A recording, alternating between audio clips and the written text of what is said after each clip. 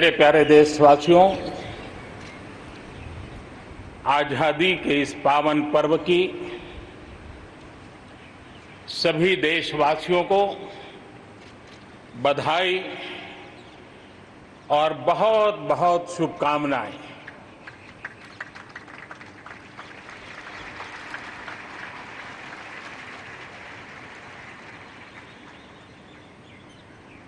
आज जो हम स्वतंत्र भारत में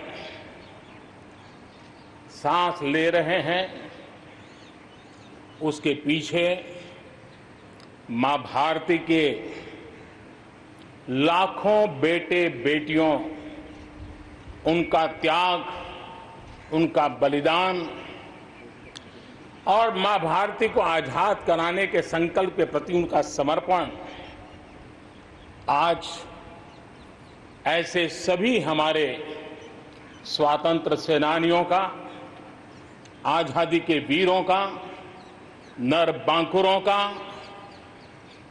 वीर शहीदों का नमन करने का ये पर्व है।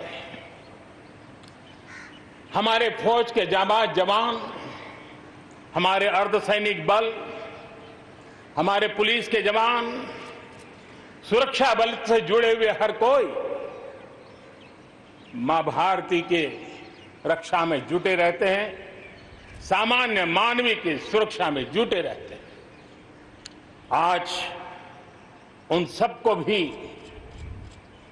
हृदयपूर्वक, आदरपूर्वक स्मरण करने का, उनके महान त्याग तपस्या को नमन करने का पर्व है। एक नाम और,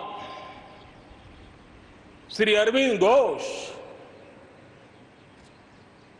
क्रांति दूत से लेकर आध्यात्म की यात्रा, आज उनके संकल्प, उनका जन्म जयंती है।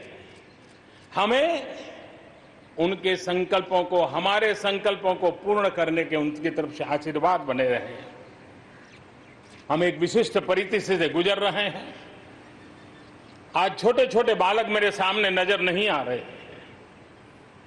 भारत का उज्जवल भविष्य क्यों? कोरोना ने सबको रोका हुआ है। इस कोरोना के कालखंड में लक्षावधि कोरोना वॉरियर्स, चाहे डॉक्टर हो, नर्सिस हो, सफाई कर्मी हो, एम्बुलेंस चलाने वाले लोग हो, किस किस के नाम गिनाऊंगा। उन लोगों ने इतने लंबे समय तक जिस प्रकार से सेवा परमो धर्मः इस मंत्र को जी करके दिखाया है, पूर्ण समर्पण भाव से मां भारती के लालों की सेवा की है, ऐसे सभी कोरोना वॉरियर्स को भी मैं आज नमन करता हूं। इस कोरोना के कालखंड में